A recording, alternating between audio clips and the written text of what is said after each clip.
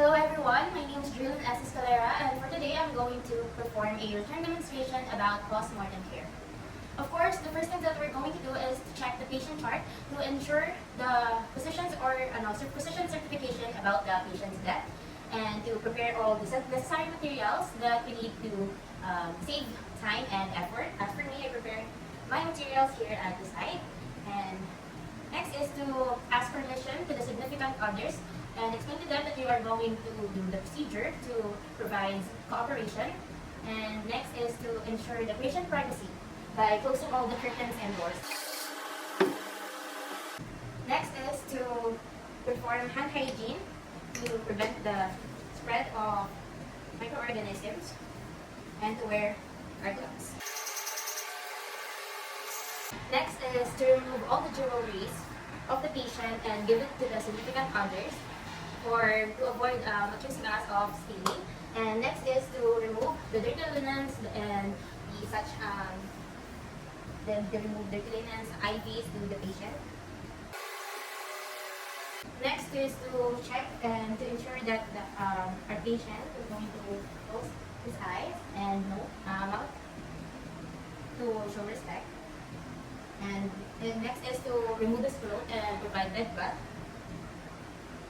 But just assume that we're going to remove this clothes and provide bed bath. This is to ensure that this is to prevent discoloration.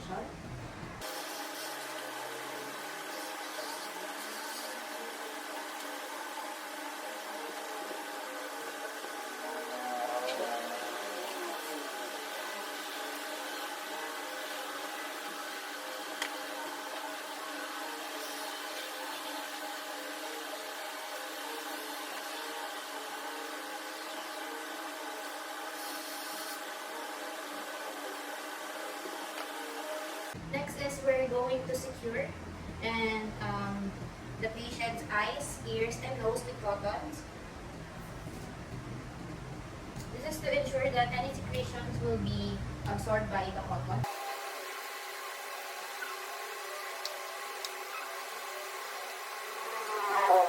Next is to secure the patient's jaw because 15 to 20 minutes the patient jaw will open and stiffen, and this is to prevent.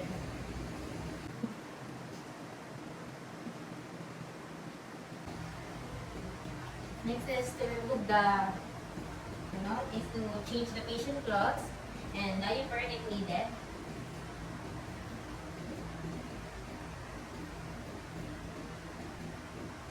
And to remove the patient's blanket and cover him. Show respect and to prepare him to be transported on the north.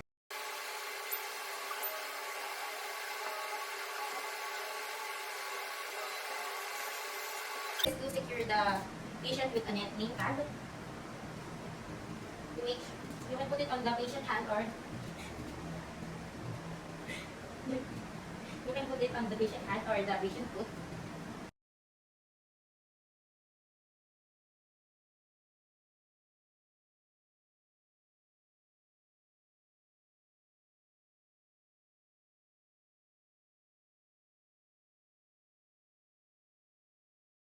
And another tag to the linen, okay?